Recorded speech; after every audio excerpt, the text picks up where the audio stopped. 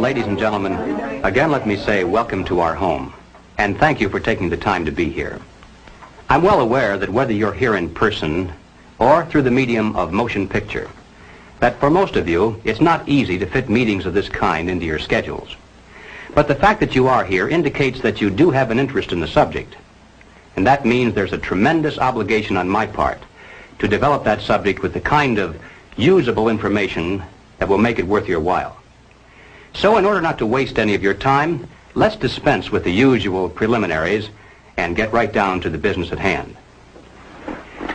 The title of this presentation is More Deadly Than War, but the subject matter itself is revolution. We're going to examine in quite a bit of detail the communist theory and practice of revolution, particularly as applied to the United States. Now, this will not be something dreamed up out of thin air. This will be the strategy as taught by them and advocated by them in their own manuals, in their textbooks, and in their schools. Now, the organization of this material will lead to three rather startling conclusions. The first is that the communist program for revolution in America is divided into two phases, violent and nonviolent. The second conclusion is that the strategy for violent revolution calls for chaos, anarchy, mass confusion and panic among the people, a crisis in government, and then, out of the vacuum, the sudden seizure of power by communist-led guerrilla bands. The third conclusion is that the nonviolent phase of revolution actually is more important to the communists and more potentially dangerous to us. Now, the strategy for this phase calls for the gradual transition of our government into a communist regime, done peacefully and legally, but under the banner of socialism. This, then, is the outline of the material that lies ahead. So, let's start right at the beginning with conclusion number one, which is that the communist program for revolution in America is divided into two phases, violent and nonviolent. Now, a good place to begin is with this communist booklet entitled On the Nature of Revolution, the Marxist Theory of Social Change. It was written by Herbert Aptheker, one of the leading theoreticians of the Communist Party in this country. And on page 11, Aptheker says, "The equating of violence with the nature and process of revolution is not correct. Violence may or may not appear in such a process, and its presence or absence is not a determining feature of the definition." Now, this comes as quite a surprise to many of us because for years we've been used to thinking of communist revolutions only as those which involve the overthrow of governments by force and violence. Now, that entire phrase has been written and spoken so often as a single concept that many of us haven't even considered the possibility that the communists might have another approach to their goal, that they might overthrow the government without force and violence, that they might in fact plan to come to power through means that properly could be called peace and politics. Now, in order to go any further, it'll be necessary for us to define a few terms. When the communists speak of the two kinds of revolution, they don't come right out and say so in plain English. Of course not. You see, they claim to be practicing something called scientific Marxism, and so they have to dress up these crude concepts in elaborate phraseology. For instance, when the communists speak of violent revolution, they describe it as a war of national liberation. Now, the so-called theory behind this is that the people of the country marked for takeover supposedly are an oppressed people. They're dominated by an imperialistic foreign power that has colonized them and exploited them.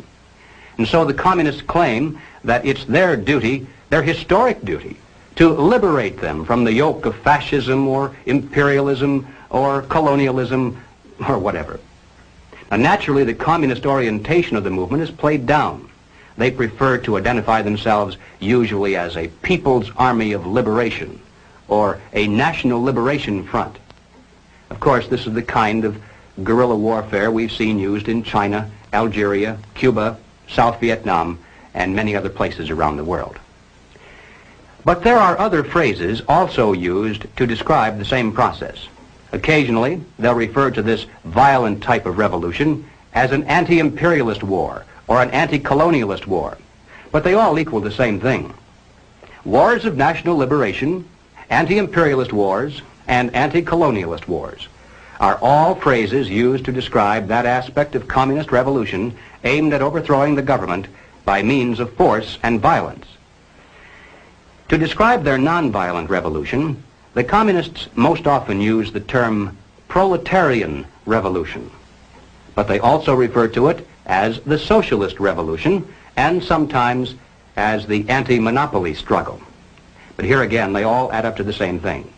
The proletarian revolution, the socialist revolution, and the anti-monopoly struggle are all merely different ways in which the communists describe their strategy for overthrowing the government through non-violent means. Well, all right, having defined some of the key phrases, we can return now to the communist literature and be able to understand what they mean when they use these words. Now, in 1960, the representatives from communist parties all over the world gathered in Moscow and issued a joint declaration which included this statement: "Our time, whose main content is the transition of capitalism to socialism, is a time of socialist revolutions and national liberation revolutions." In other words, simply stated, we're living in an era of two kinds of revolution, one violent and the other nonviolent. Now, here's a document published by the Communist Party in this country in 1968. It's entitled "The New Program of the Communist Party USA, Second Draft." And on this subject, here's what it says. "Contemporary revolutions bear two distinctive marks. They are socialist, they are anti-imperialist. More than 1 billion human beings are now embarked on socialist revolution. A larger number is in varying stages of revolution for national liberation." Well, in order to relate this general concept of two kinds of revolution to the specific application here in the United States, it'll be necessary for us to examine rather closely the communist position on what they describe as the Negro question. Now, basically summarized, the communist position on the Negro question is as follows.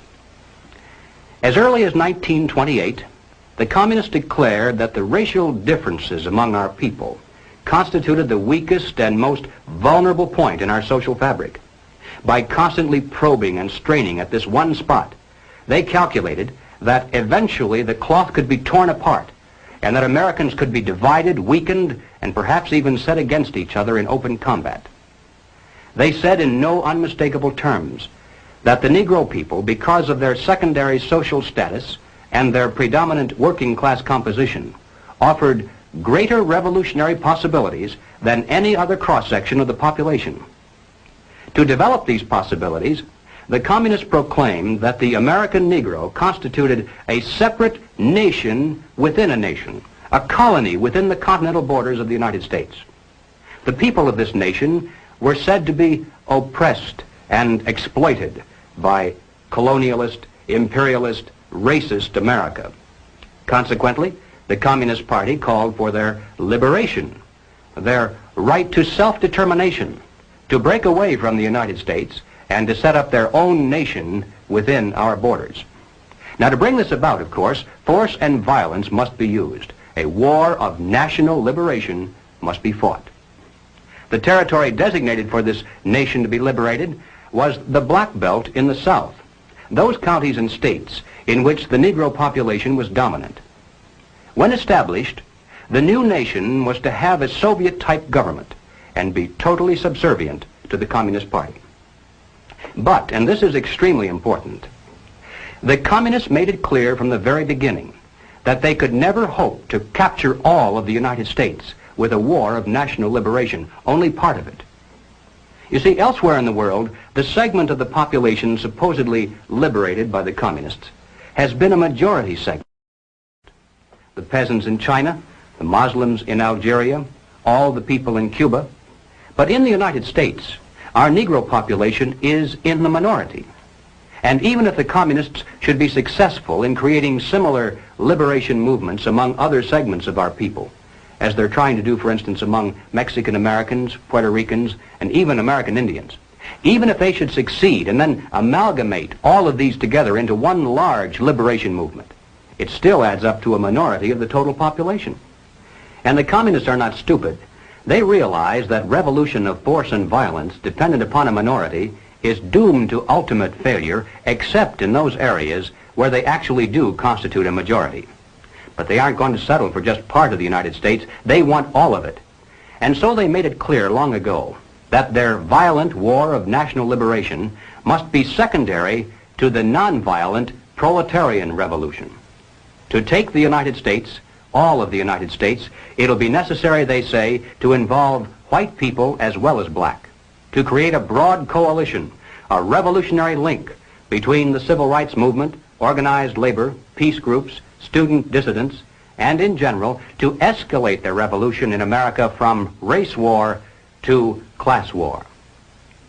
Now this, in a nutshell, is the communist position on the Negro question. Let's turn now to the record and see how the communists themselves explain it.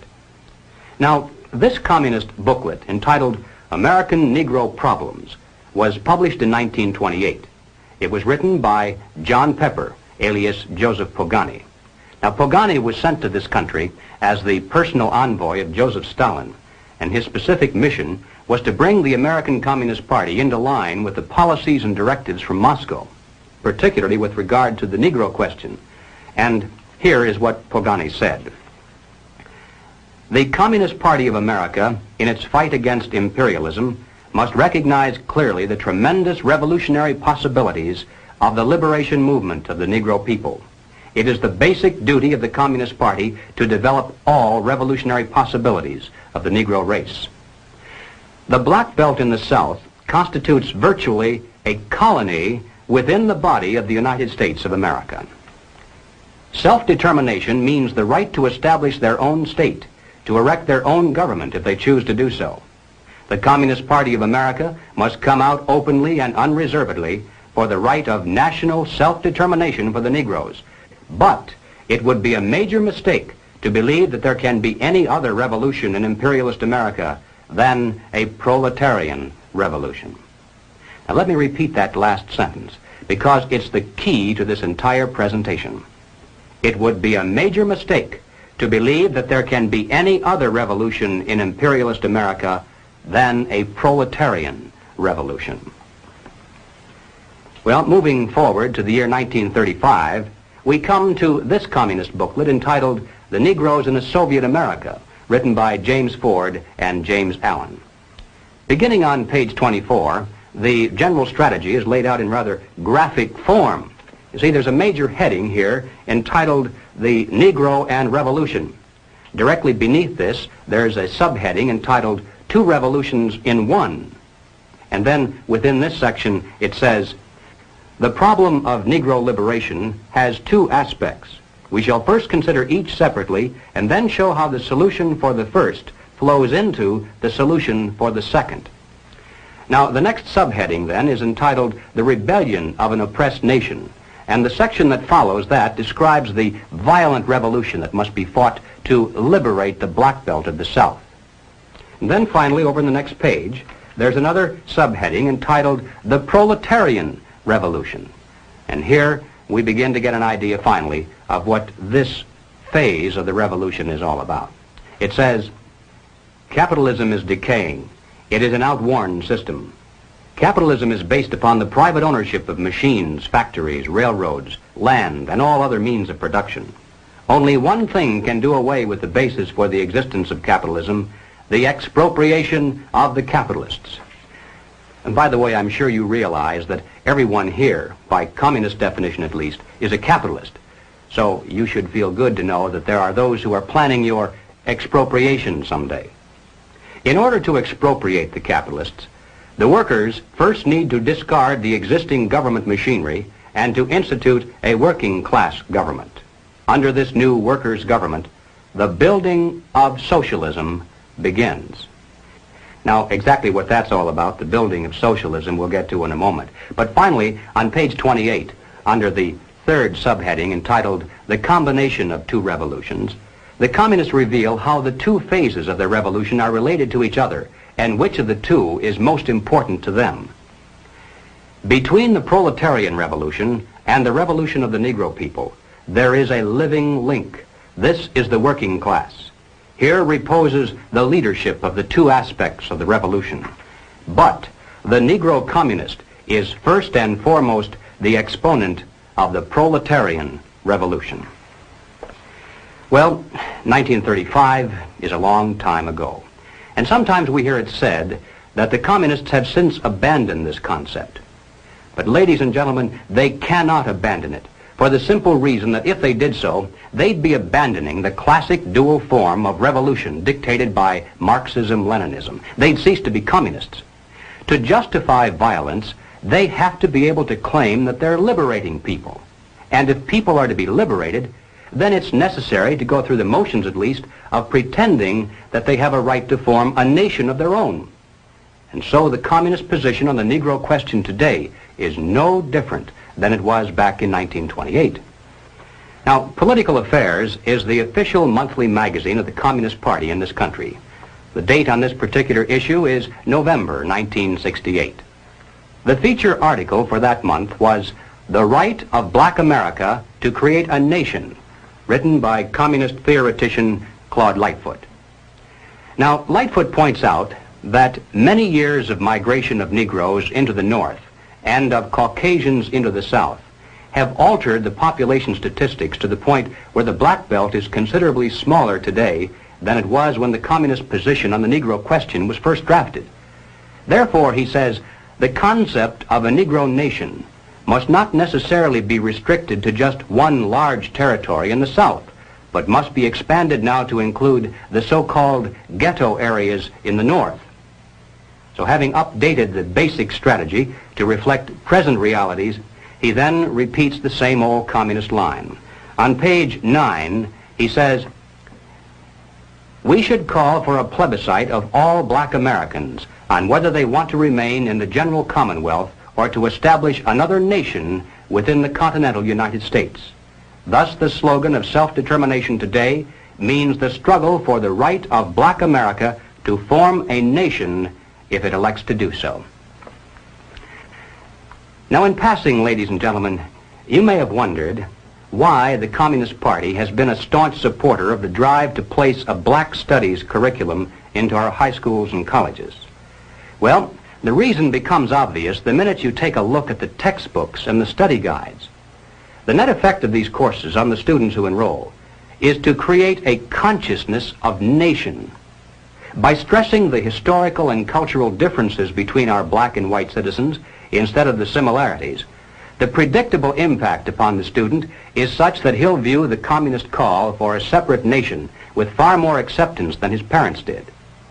Under the guise of academic balance, these courses have become a brilliant device for conditioning young people to accept still one more part of the total program for revolution. But returning once again to Claude Lightfoot, after having called for a separate nation, he then repeats the ever-important point that as important as the national liberation movement may be, it still must be secondary in importance to the nonviolent, peaceful transition to communism called the socialist revolution. He says, "From this it follows that the advocates of a black nation must identify themselves with all that is required to set up a socialist America, recognizing that black people alone could never destroy capitalism." To digress again for just a moment, I'd like to point out that this concept of two kinds of revolution is really the basis for that much publicized split between Moscow and Peking. The Moscow group says, there are two kinds of revolution, violent and nonviolent. We believe in using either or both, depending on which combination proves to be the most effective. But as true Marxist-Leninists, we believe that the gradual, nonviolent approach is more effective in today's modern world. To which the Peking group shouts in reply, "Heresy, heresy! True, there are two kinds of revolution, and we are willing to practice either or both, but we are the true Marxist-Leninists, for we believe that the quick, violent approach is more effective in today's modern world." And there's the total difference between the two factions of world communism. Each claims to be more correct in its interpretation of classical communist strategy. But as far as the United States is concerned, you can be sure that it makes precious little difference. Both types of revolution are being used against us today. Both are enhanced by the presence of the other, and both lead to exactly the same destination. All right, let's move along now to the second conclusion. The strategy for violent revolution in America calls for chaos, anarchy, destruction, a crisis in government, mass confusion and panic among the people, and then out of the vacuum, the sudden seizure of power by communist-led guerrilla bands.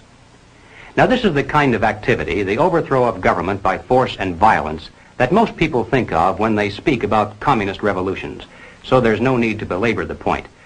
But I'm going to take just a moment to show the extent to which the communists actually are planning to use this kind of revolution against the United States. Now, this is not so well known. Now, here is a book that I think ought to be in every home library. It's entitled Color, Communism, and Common Sense by Manning Johnson.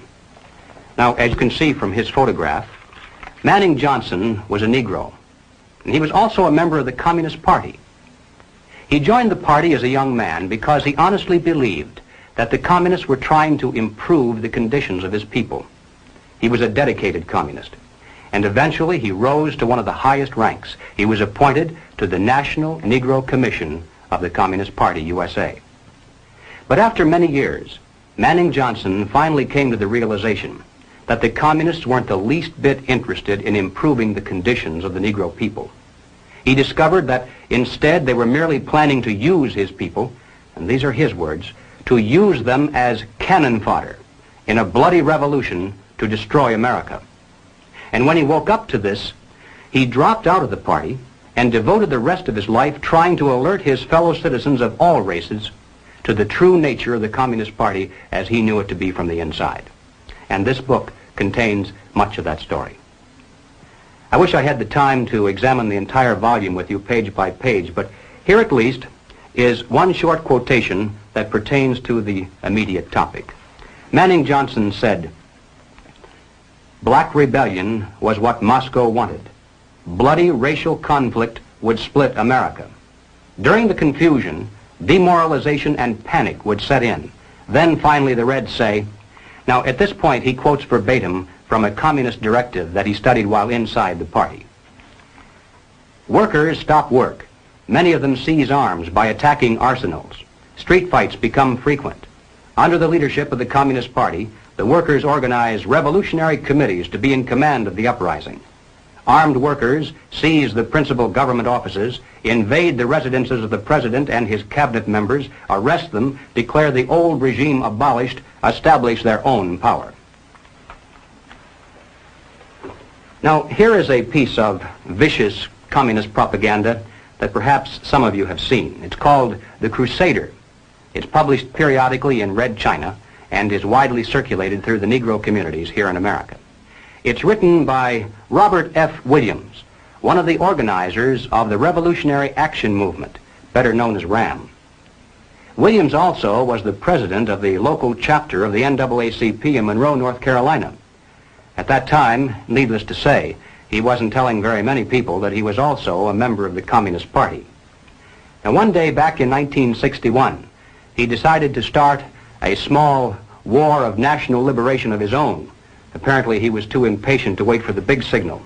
So finally, to avoid prosecution for assault with a deadly weapon and for kidnapping, he fled to Cuba and then to Red China, where he now writes communist propaganda.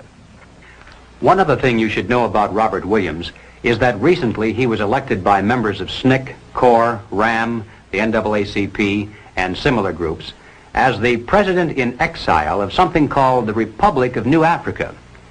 Following the communist line in every detail, these men claim that they're the representatives of a new government and a new nation within the continental borders of the United States.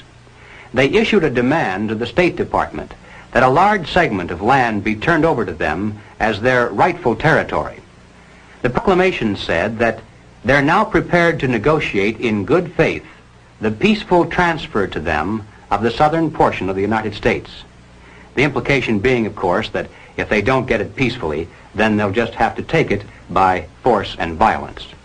Already, the Republic of New Africa has established a central headquarters in Mississippi, and its leaders in the North are actively recruiting a Black Panther guerrilla force and what they call a Revolutionary Freedom Corps, the RFC, from among black militant students to act as organizers and to set up local provisional governments, as they call them, in the so-called ghetto areas. But the reason I've mentioned all this is merely to introduce properly one Robert F. Williams, the president in exile of this Republic of New Africa and the author of The Crusader. Now here is what Robert Williams says. The lifeblood of U.S. capitalism is its productive capacity and its extensive commerce. If these two factors were to become paralyzed and rendered sterile, the orderly function of the government establishment would degenerate into a state of chaos, and the superstructure of the system would collapse. The more automated a society is, the more vulnerable it is to forces of calamity. What would highly mechanized America be without electrical power? What would it be without modern transportation? What would it be without its industrial capacity? And then, having asked these questions, Robert Williams proceeds to explain in minute detail exactly how to manufacture the devices that can be used by a mere handful of people to ensure that highly automated America will lose its electrical power, its modern transportation, and its industrial capacity. I can assure you, ladies and gentlemen, that less than a dozen people, if they know what they're doing, can reduce any of our major cities into a helpless, seething mass of confusion, panic, and death. Just one person can poison the city's entire water supply, or destroy the main aqueduct, or blow up the principal pumping stations. And where would people in Los Angeles, for instance, get a drink of water if it didn't come out of a pipe? And how long can a human being survive without water? 4 or 5 days, perhaps?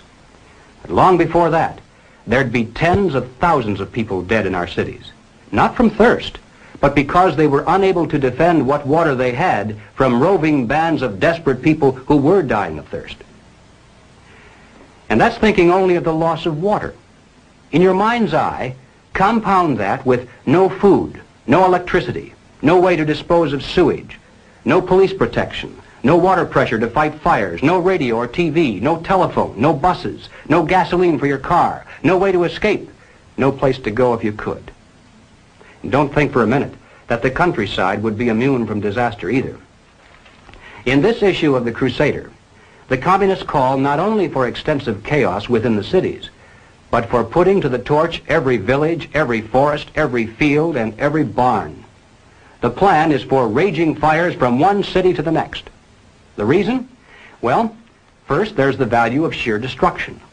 Secondly, it would force us to deploy our defenses and rescue units over the widest possible area.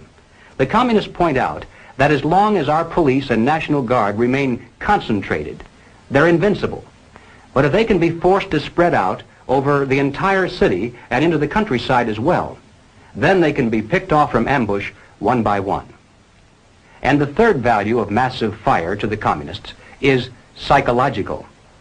The average American, they say, soft and decadent, when he sees billows of black smoke rising from one horizon to the other, when at night the only light he has to see by is the flickering red from flames leaping into the sky, he'll become paralyzed with fear and panic. He'll run away and hide and do nothing to interfere with the guerrilla bands as they strike at the community's power centers. The Crusader explains how to set up sniper units in crowded metropolitan areas, how to manufacture jumbo Molotov cocktails, the gallon jug size, and how to mix the gasoline with certain ingredients to make it burn like napalm, how to pour gasoline into utility manholes in the streets to set fire to the main telephone cables, how to put sulfur tips from matches into air conditioning units and blow up large buildings, how to ignite gas mains and oil storage tanks.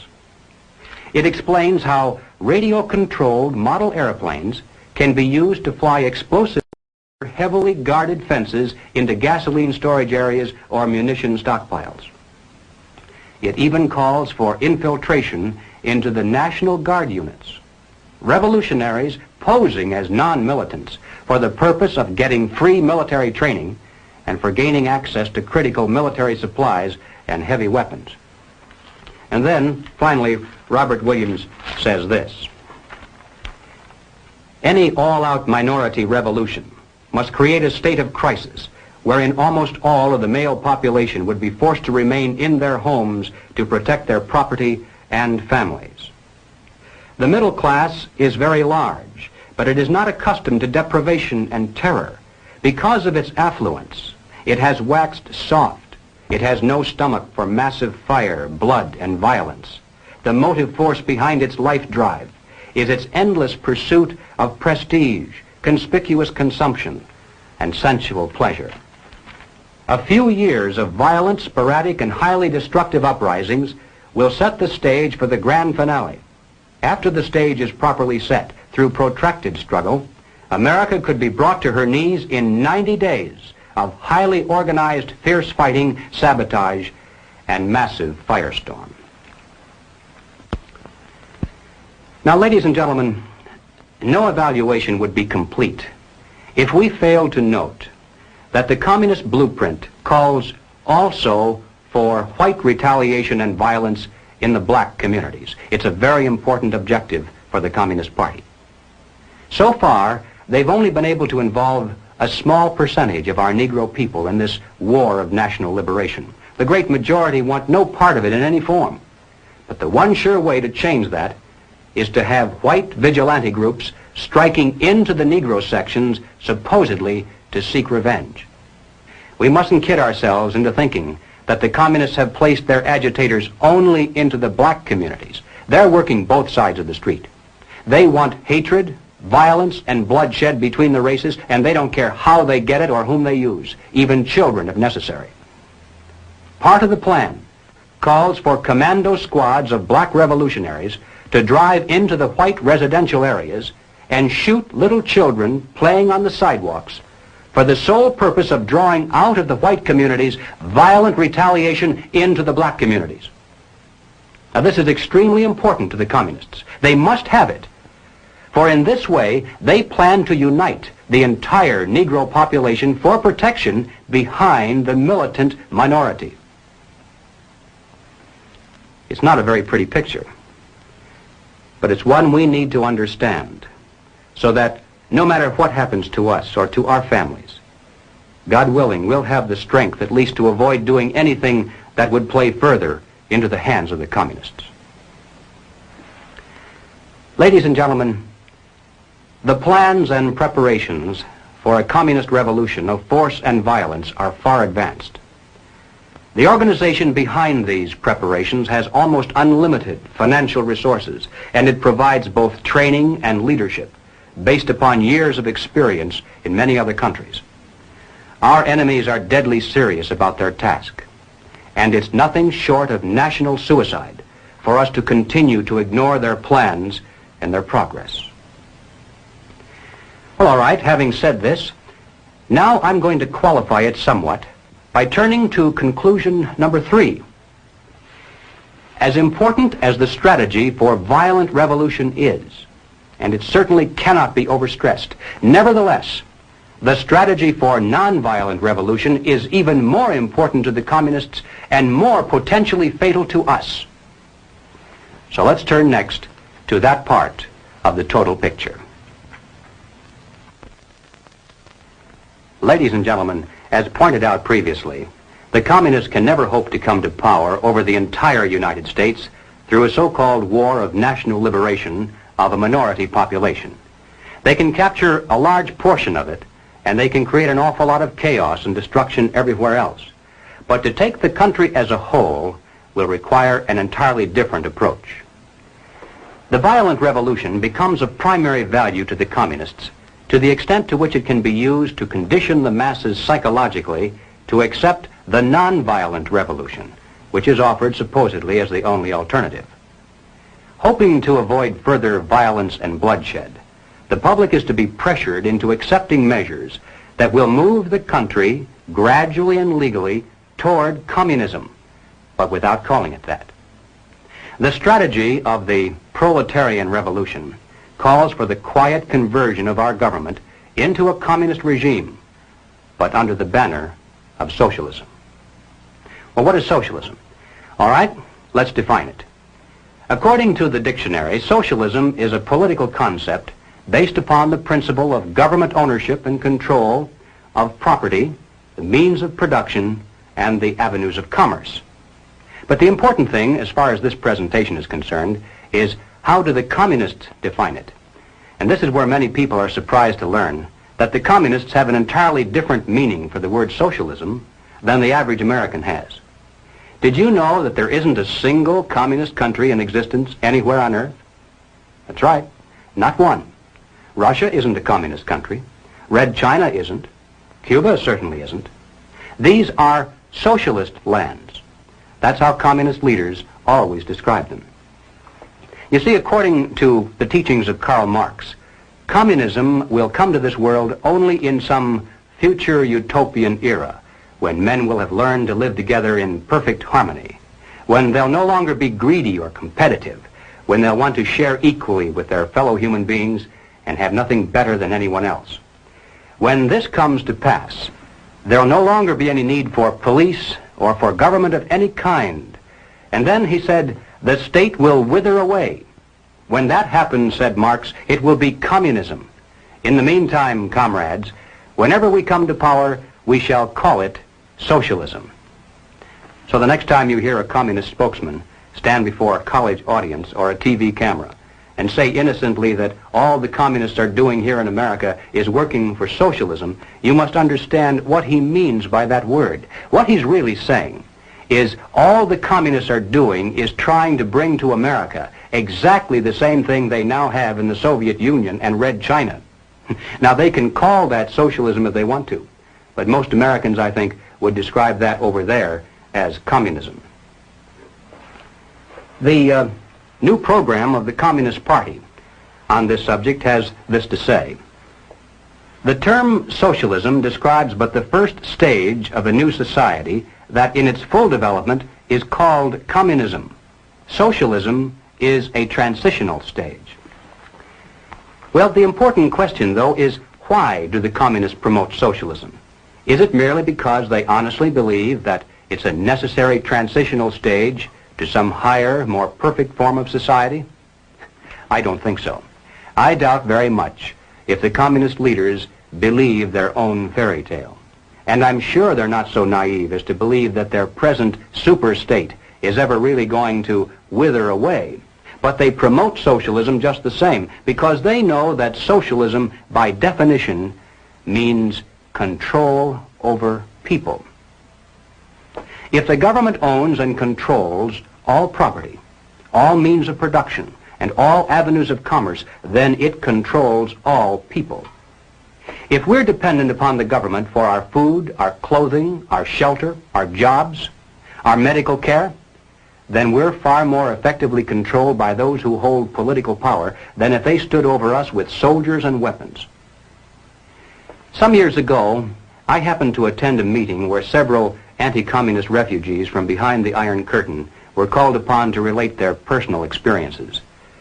Some of the questions that came from the audience were rather naive, I suppose, because finally one of the refugees spoke up and he said, "You know, you Americans have funny ideas about life under communism. Apparently you think there's a communist soldier standing on every street corner with a rifle and bayonet to keep the people in line. But this isn't so." He said, "Oh, sure, in the beginning there were plenty of soldiers and executions and deportations to slave labor camps, but we don't see much of that anymore.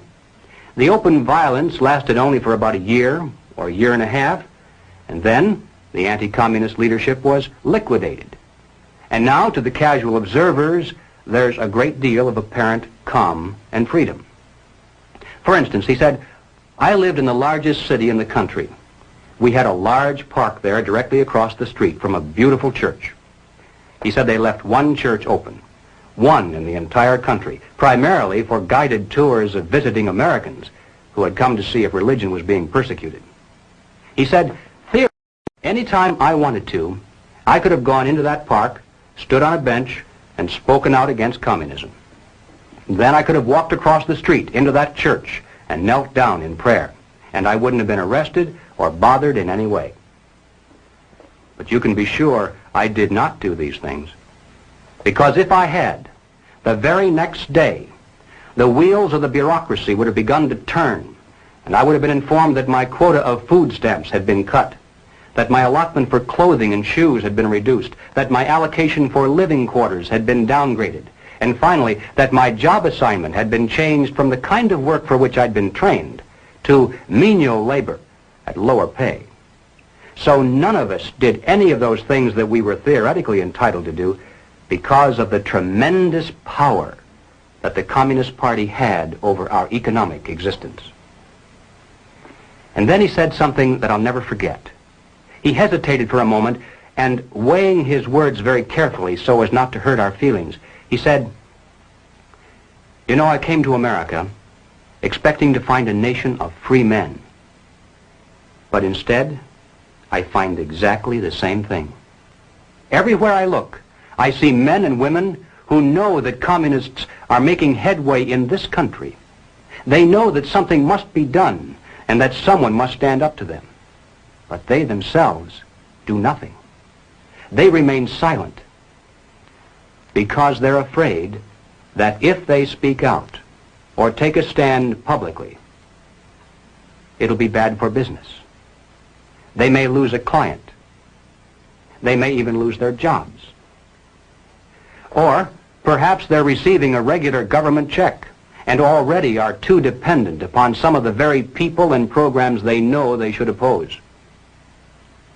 And then he said, "These men voluntarily have gone behind the Iron Curtain. They're already taken over by the communists. The only difference is that for the present at least, they can still get out any time they really want to, and we could not." I think there's a great lesson to be learned from that because it's true, isn't it? There are many men who are physically brave beyond any question when it comes to standing up against a tyranny that threatens with armies. Some of them carry the actual scars of battle to prove it. But when it comes to this new kind of war, they're lost to the fight. When there is no battlefield, when the weapons are not rifles or bombs but economic pressures, then who is your enemy? How do you fight? Where do you begin? It's precisely for these reasons that any modern dictatorship must have control over the economic sphere of all human activity. This was true of Nazism, it was true of fascism, it's true of communism, and it's also true of socialism. Regardless of what name we give it, total government control is by definition totalitarianism. That's what the word means. Now, Leon Trotsky, as you recall, was one of the original Bolsheviks who led the communist revolution in Russia. In 1937, Trotsky wrote a book entitled "The Revolution Betrayed." And in this book, here's what he said. "The basis of bureaucratic rule is the poverty of society in objects of consumption. When there is enough goods in a store, the purchasers can come whenever they want to. When there is little goods, the purchasers are compelled to stand in line. When the lines are very long, it's necessary to appoint a policeman to keep order. Such is the starting point of the power of the Soviet bureaucracy. It knows who is to get something and who has to wait." And ladies and gentlemen, there's no better description than that of why the communists work to promote socialism. No matter whose definition you use, under socialism, those who run the government, and the communists are confident that in America they eventually will be the ones who do so, those who run the government will know who is to get something and who has to wait, and that represents control over human beings. What has all this to do with the communist revolution in America? Well, ladies and gentlemen, it has everything to do with it because the building of socialism is the communist revolution in America. It represents the process whereby our country can be moved gradually toward communism without the people even being aware of it. No matter what grievance we may have, real or imagined, no matter what national problems we may face, the communists seize upon these as excuses to build socialism. They have one and only one solution for all problems: more government, and then more and more until it's total government. And And forgive me for saying it one more time. Total government is communism. Again, let's turn to the record. Shortly after the Watts riot in 1965, the Communist Party brought out this pamphlet entitled The Watts Upsurge, a Communist Appraisal. And here is what it said.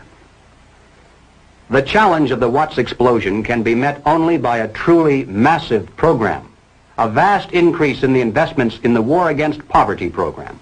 What is called for is not only a total economic opportunity program for wiping out unemployment and for proper job training, but a program for the total reconstruction of the area. Now, the People's World, the official West Coast newspaper of the Communist Party, in its August 28, 1965 issue, ran this rather interesting editorial. What is needed now is an effort that begins to approximate the magnitude of the problem. As a minimum, such a program should demand massive emergency action by the federal government. Well then, 6 months later, after this particular article, the Communist Party came out with this. It's called The New Program of the Communist Party, but this was the first draft, published in 1966. And here's what it said. We favor full use of federal powers to achieve these objectives. Now, as I read this, listen carefully to see if it doesn't sound familiar, perhaps like something you've heard from more respectable sources. Government assumption of responsibility for assuring a guaranteed annual wage. Complete cradle-to-the-grave social insurance coverage, including all medical care. Equal educational opportunities for all, with acceptance of the principle of student stipends. A national reconstruction plan to end ghettos and slums and provide the nation with a modern rapid transit system operated as a public service. And passage of a National Youth Act that will ensure education, vocational training, and employment at decent wages for the younger generation. Does that sound familiar? Well, ladies and gentlemen, if it reminds you somewhat of the Great Society, it's because it is the Great Society, lock, stock, and barrel. Gus Hall, head of the Communist Party, explained it this way. This is the January 24th, 1965 issue of The Worker, and Gus Hall said, "The communist attitude toward the Great Society can be summarized in an old saying that two men sleeping in the same bed can have different dreams. We communists support every measure of the Great Society concept because we dream of socialism." And when you recall what Gus Hall means when he says socialism, then you realize that the communists support the welfare programs of the Great Society, the New Deal, the New Frontier, or whatever they decide to call it in the future, because they dream of bringing communism to America through these programs. The next question of importance is, how do the communists promote socialism? Certainly it takes far more than a mere declaration of intent, more than writing a few books. How can they bring it off, especially when there are so few of them? How can they manipulate the vast majority into accepting socialism when they really don't want it?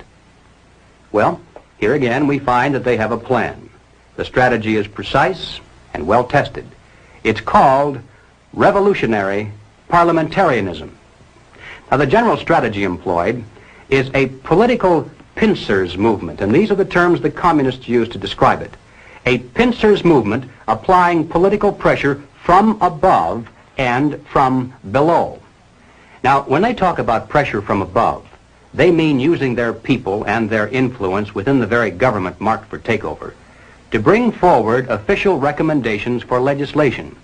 These come from the highest possible levels and carry the full prestige of the government. The recommendations, of course, are offered supposedly as solutions to national problems, but when passed into law, their only real effect is to vastly increase the power of government and to move the country that much closer toward the ultimate goal. The pressure from below, then, involves using their influence over the various mass membership organizations of the country to create the appearance of great popular support for these recommendations. Of course, the members of those organizations must never suspect that they're being used to promote the communist program. Now, the silent majority, the average person with no particular axe to grind, is caught right in the middle. He looks above and sees highly respected spokesmen for government calling for socialist legislation. He looks below and sees mobs of demonstrators shouting for the same thing. He says to himself, has everyone gone crazy, or is it me? Now, he's still in the majority, of course, but he doesn't know it. He thinks he's helplessly outnumbered, and he bows to what he thinks is the democratic will of the majority. All that remains, then, is for the duly elected legislators to place their own careers and political expediency above the best interests of the nation, to yield to this political pressure and pass the legislation into law. Then the whole process starts all over again with new recommendations from above, new demands from below, and finally new capitulation in the halls of Congress. In this way, the nation can move to the left in giant strides until the ultimate goal of communism itself is reached entirely legally through the constitutional process and in the name of the nation. Now, this government pamphlet entitled "The New Role of National Legislative Bodies in the Communist Conspiracy" is a reprint of 2 chapters taken from a communist textbook used in Czechoslovakia. It was written by Jan Kozak, the historian and theoretician of the Czechoslovakian Communist Party. This is one of the manuals used to teach communist cadre how the tactic of revolutionary parliamentarianism was used successfully in Czechoslovakia and how it might be applied to other countries as well. So, as I read this, even though Kozak is speaking of how they did it in Czechoslovakia, think in terms of how the same strategy might be used, or perhaps is being used, right here in America.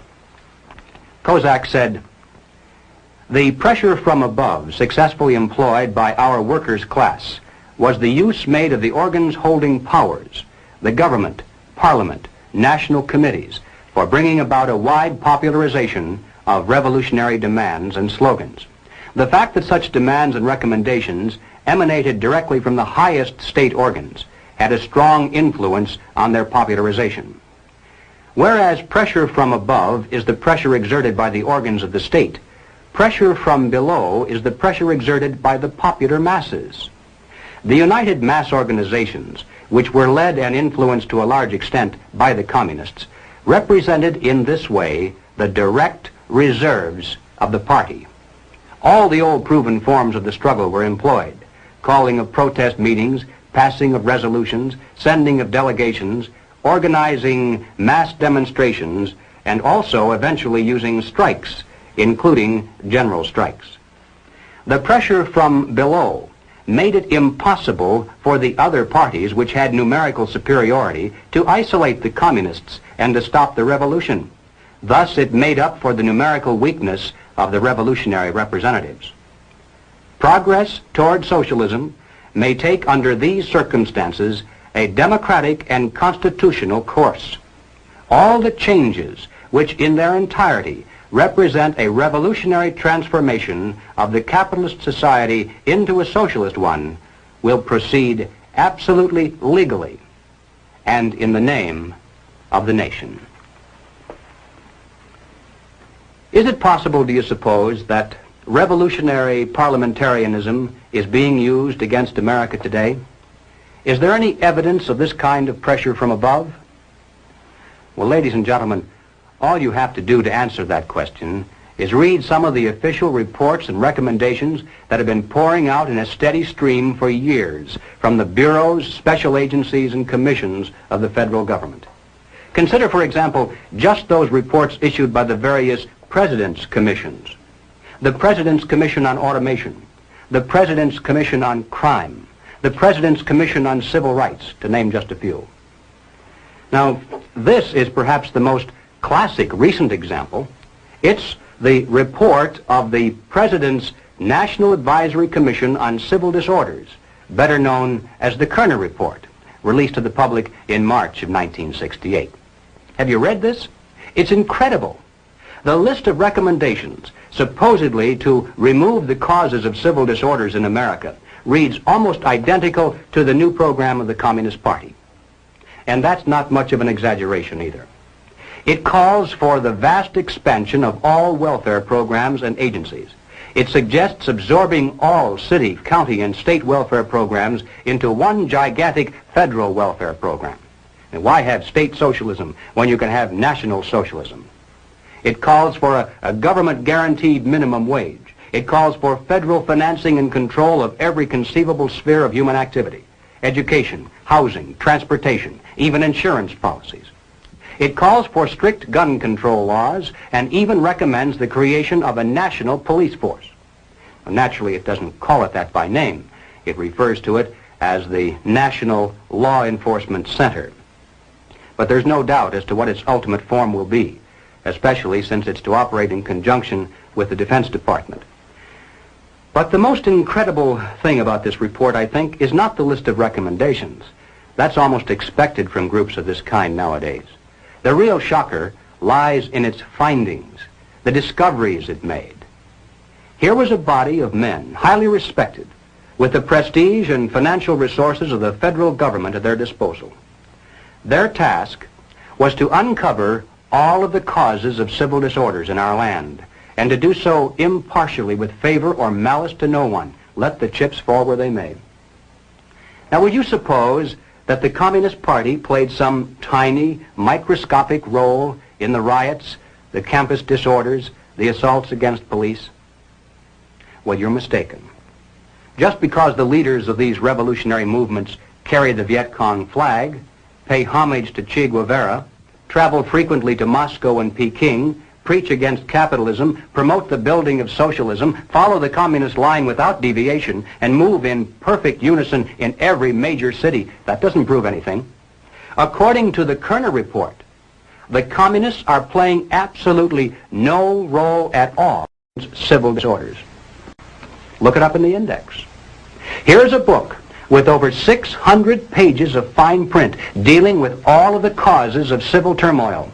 And the words communism or communist aren't found even once.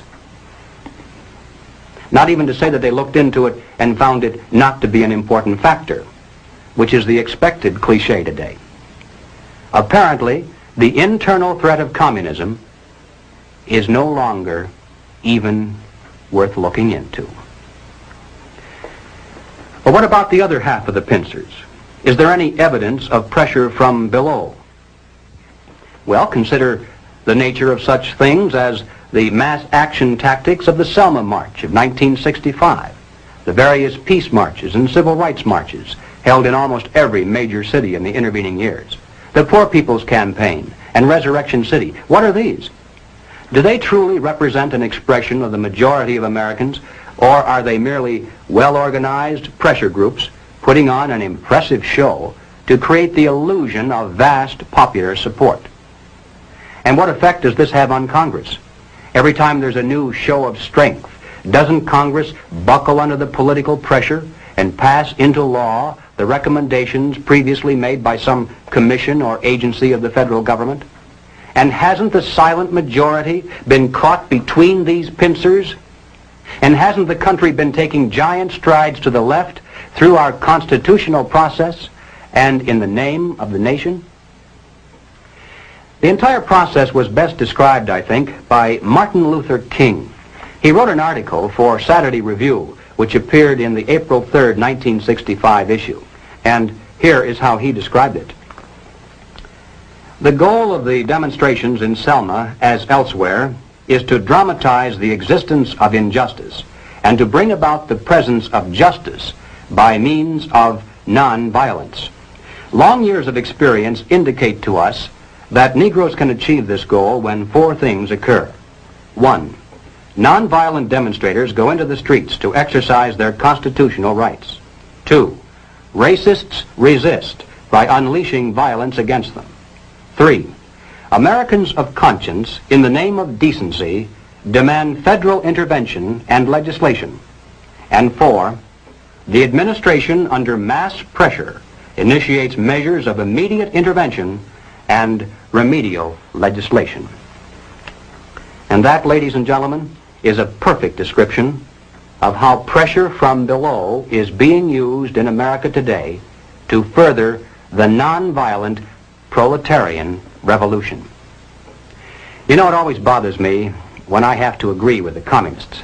It doesn't happen very often, but every once in a while I'll read something in the communist press that is 100% correct. It comes out in their favor even without their having to lie about it.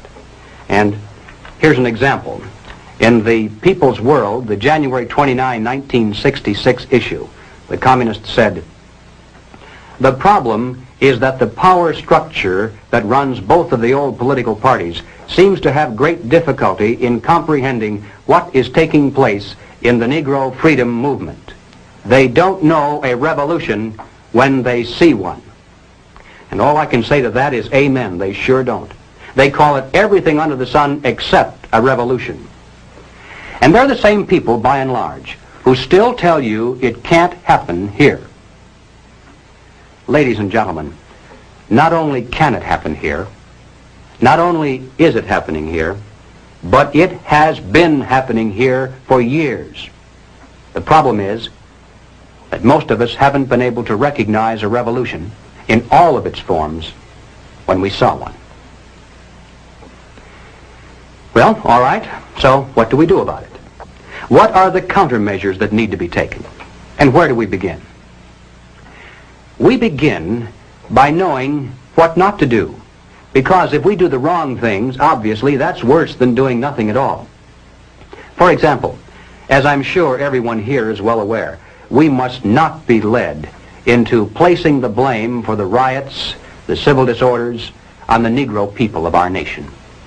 Even those few who are promoting hatred and violence in the black communities are not themselves the cause. They're merely being used by forces far bigger than they are to promote the violent phase of the revolution in America. Just as many white people are being used, I might add, by those same forces to promote the nonviolent phase. Secondly, and this too almost goes without saying, we mustn't resort to violence either as a means of furthering political or social goals. And we must do everything humanly possible to discourage others from doing so. Third, we must not be fooled into thinking that the causes of our civil turmoil are such things as poverty, poor housing, lack of education, and similar social or economic factors. As a matter of fact, most of today's self-styled revolutionaries, black and white, come from good homes, could earn better than average incomes if they wanted to work. And in fact, they're products of some of the finest institutions of higher learning. We shouldn't be indifferent to the social and economic conditions of those in need, and we should do all we can within the concepts of economic and political freedom to improve those conditions. But let's not kid ourselves into thinking that these are the causes of our national problems today. Fourth, we must not look to the expansion of government and government programs as the solution. As I hope I've made it clear by now, this is exactly what the communists want us to do, because it's the very process whereby they hope to come to power in this country through nonviolent means. These are the things we must not do. What then does that leave on the positive side? Well, first of all, and perhaps most obvious of all, we must support our local police. But that means a lot more than just putting a bumper sticker on the car. It means taking an active interest in civic affairs to ensure that the police aren't saddled with so-called civilian review boards. Nothing can be quite so damaging to police morale and efficiency as converting every arrest into a trial of the policeman instead of the criminal. To support your local police also means making sure they remain independent of control from Washington. And don't forget, whatever the federal government finances today, it shall control tomorrow. Next on the list, we must recapture the American faith in the free enterprise system. Capitalism has become almost a dirty word in some places, mainly because its defenders were busy enjoying the fruits of capitalism, while its enemies were busy writing books and giving lectures. Consequently, capitalism has retreated steadily before the onslaught of socialism, and now is struggling for its very existence. young and old. We must become students again and study the theories of Madison and Jefferson, Bastiat and von Mises, just as intently as our enemies pursue the pages of Marx and Lenin, Galbraith and Keynes. Not only must we become grounded in theory, but we must become advocates and spokesmen as well. We must know what we stand for as well as what we oppose. Next, and this is probably the most difficult task of all, we must carry this message regarding the dual nature of communist revolution to our friends, our neighbors, our business associates, and everyone who will listen. Now, this is hard by and large because people don't want to hear it. It's bad news. It spoils, makes the parties possible. And that means accepting our personal responsibility to do everything we humanly can do to carry the truth about civil turmoil to every man, woman, and child in America. Now, ladies and gentlemen, none of these proposals will produce results, and nothing else you may suggest will do so either, unless and until we get right down to the heart of the problem, the life force of the revolution itself. We must discover the identity of those individuals, both above and below, who consciously are furthering the communist program for revolution, and then remove them from their positions of trust and leadership. Anything less than that will be totally futile, because we'll merely be running around trying to put out 1 or 2 fires over here, while they're busy setting 10 new ones over there. Now, of course, the minute you begin to think along these lines, you'll become the target of a whole barrage of attacks. You'll be called a witch hunter, a McCarthyite, a right-wing extremist, and other delicate phrases that are well designed to intimidate the average person into silence. If that doesn't work, then you'll be called a fascist, or at least a dictator, because supposedly you want to deny basic constitutional freedoms to a small group of Americans just because they happen to hold political views that are different from yours. How many times have you heard that? And you know, at first it sounds almost convincing. But the argument is a trap. And the bait inside that trap is the hidden assertion that the Communist Party is merely a political party. Now, if it were a political party and that's all, then of course we would have to grant them all the same constitutional rights and immunities as other loyal American citizens. But if the Communist Party is not a political party, if it is in fact a supranational organization dedicated to world conquest, if in addition to political means it also uses military means, economic means, propaganda means, bribery, blackmail, treason, murder, and any other means that suit its purposes, then its members are not political by nature, are not loyal to the United States, and have no legal or moral claim to constitutional liberties. There's no such thing as absolute freedom. For every liberty, an equal and opposite restraint is required. For example, in order for us to enjoy freedom of speech, it's necessary to deny others the freedom to come in here and break up this meeting. The logic of liberty is that it must stop short of the liberty to destroy itself. And if we're to preserve the freedoms we cherish in this land, then we mustn't be tricked by clever propagandists into giving the Communist Party the freedom it seeks to destroy freedom for us all. Well, now, ladies and gentlemen, I'm going to close this presentation with 2 observations that I know you may not want to hear, but they must be made nevertheless. The first is that this struggle in which we're now engaged, in a very real sense, is more deadly than war. Call it what you will, Cold War, revolution, struggle, whatever. The present stakes are higher than in any other war we've ever known. After all, why do we dread war? Well, there are 3 reasons: death, destruction, and human suffering. But ladies and gentlemen, if communism should ever come to America, we'll face more death, destruction, and human suffering than any people in history has ever faced at the hands of their invading conquerors. And it would make no difference whether the road to communism were traveled violently or non-violently. The so-called expropriation of the capitalists that would lie at the end of that road would constitute one of the greatest bloodbaths of history. Now, the second observation is related to the first. It is simply that we have now passed the point of painless solutions and parlor patriotism. There was a time, and not too long ago, I think, when we could have pulled ourselves out of this without too great a sacrifice on the part of anyone. All that would have been necessary would have been for us to take an interest in the domestic affairs of our nation and to insist that our elected representatives merely enforce the laws that were then on the books to protect us from internal subversion and to keep the enemy outside the gates. But we didn't. Instead, we slept, and one by one, those laws were stricken down by the Supreme Court.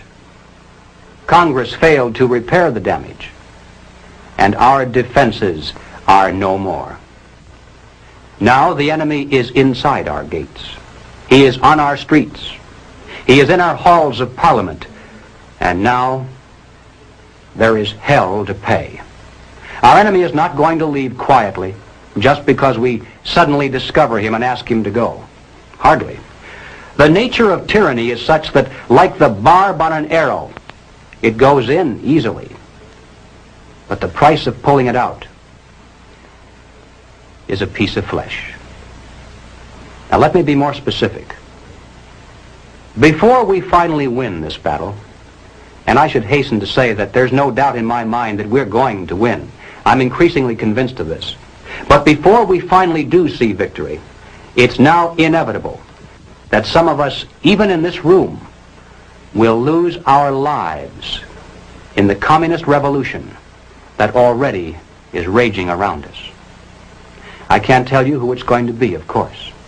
But I can tell you that it'll make no practical difference whether we're resisting at the time or whether we're merely trying to hide. Most of the casualties will occur because people just happen to be in the wrong place at the wrong time. Now, I mention this not to suggest that we all grab our guns and groceries and head to the hills. In many ways, this too would be playing right into the hands of the communists. No, I mention it for only one reason, and that is to stress the seriousness of the challenge that now confronts this nation. It's literally a question of life and death for all of us. And it's about time the American people began to face up to that fact and to act accordingly. I have no idea of what each of you is going to do in the critical days that lie ahead. It may be much, it may be little, it may be nothing at all. I don't know. Only you can answer that question. But ladies and gentlemen, whatever it is you decide to do for your country, do it soon. Do it now. Every minute that you delay further will add dearly to the price of ultimate victory. Thank you.